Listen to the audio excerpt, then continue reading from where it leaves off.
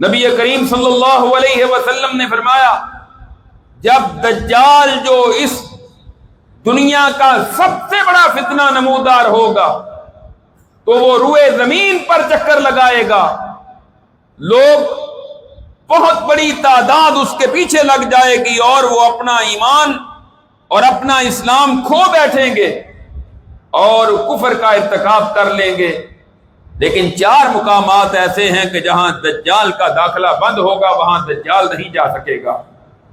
ایک مسجد حرام، دوسری مسجد نبوی اور مدینہ منورہ مکمل، تیسری مسجد اقصی، اور چوتھا کوہ طور پہاڑ جو ہے۔ ان 4 جگہوں پر دجال داخل نہیں ہو سکے گا۔